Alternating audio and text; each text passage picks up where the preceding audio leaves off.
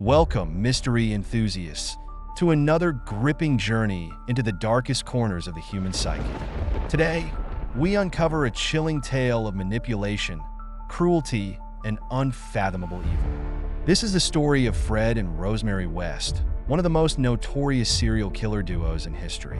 Their crimes shocked not just a nation, but the entire world.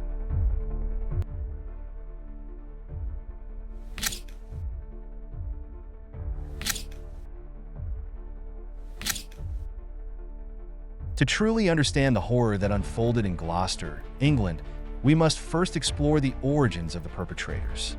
Fred West was born on September 29, 1941, in the small village of Much Marcle, Herefordshire.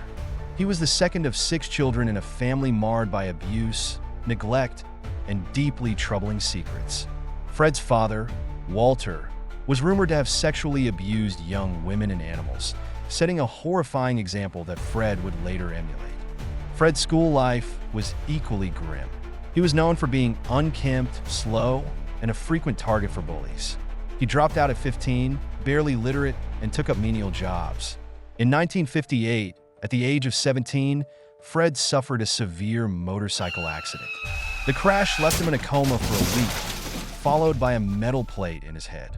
This traumatic brain injury may have contributed to his erratic and violent behavior. Rosemary Letts, born on November 29, 1953, in Northam, Devon, was the 5th of 7 children. Her upbringing was no less traumatic. Her father, Bill Letts, was a paranoid schizophrenic known for his authoritarian and violent nature. Rosemary's mother, Daisy, underwent electroconvulsive therapy during her pregnancy, possibly influencing Rosemary's development. By her teenage years, Rosemary displayed troubling signs of promiscuity and aggression, often bullying her siblings. Fred and Rosemary's paths crossed in early 1969 when Rosemary was just 15 years old. Fred, already in his late 20s and a father of 2, was quick to manipulate and groom Rosemary, who was vulnerable and seeking escape from her tumultuous home life.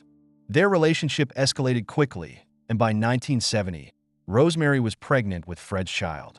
The couple's early years were marked by a cycle of abuse and control, with Fred encouraging Rosemary to engage in prostitution to support their growing family. In 1972, the couple moved to 25 Cromwell Street, a 3-story house in Gloucester that would become infamous as the House of Horrors. Initially, the Wests appeared to be an ordinary, if slightly eccentric, family. They rented out rooms to lodgers, and Fred worked odd jobs. However, behind closed doors, the house was a nightmare. Fred and Rosemary's reign of terror began with their first known murder together, Fred's former lover, and McFall, who was pregnant with his child. Her body was found dismembered and buried in a field. This was the start of a series of gruesome killings. Their victims were often young women who were lured to 25 Cromwell Street under the guise of work or lodging. Once inside, they were subjected to unimaginable torture, sexual abuse, and eventually murder. The cellar of 25 Cromwell Street became the couple's primary site for their horrific acts. Victims were restrained, gagged, and tortured for days before being killed. Fred and Rosemary's cruelty knew no bounds, and they often recorded their crimes as trophies. After the murders, the bodies were dismembered, and the remains were buried in shallow graves around the house. Among their victims were 16-year-old Caroline Owens, who managed to escape and report the couple to the police in 1973. However, due to lack of evidence, Fred and Rosemary faced only minor charges. Other victims included Shirley Robinson, another of Fred's lovers who became pregnant, and their own daughter, Heather West. Heather's murder in 1987 would ultimately lead to their downfall. The West's horrific crimes came to light in 1994, when police began investigating Heather's disappearance. A tip led them to search the property at 25 Cromwell Street. The discovery of human remains in the garden and cellar revealed the extent of the couple's atrocities. In total, the remains of at least 12 victims were uncovered. Fred was arrested and initially confessed to the murders, claiming sole responsibility to protect Rosemary. However, as the investigation unfolded, Rosemary's active role in the crimes became undeniable. She was arrested and charged with 10 counts of murder. In November 1995, she was convicted and sentenced to life in prison without the possibility of parole. Fred, unable to face trial, took his own life in January 1995 while in custody. The aftermath of the West crimes left a lasting impact on the community of Gloucester and beyond. The families of the victims continue to seek closure.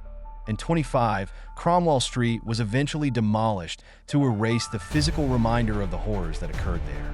Fred and Rosemary West's story is a chilling reminder of how evil can lurk behind the most ordinary of facades. It's a story of manipulation, cruelty, and lives cut tragically short. As we reflect on these dark events, let us remember the victims and their families. Thank you for joining us on this journey into the macabre. If you found this story compelling, don't forget to like, share, and subscribe for more in-depth true crime stories. Until next time, stay safe and stay vigilant.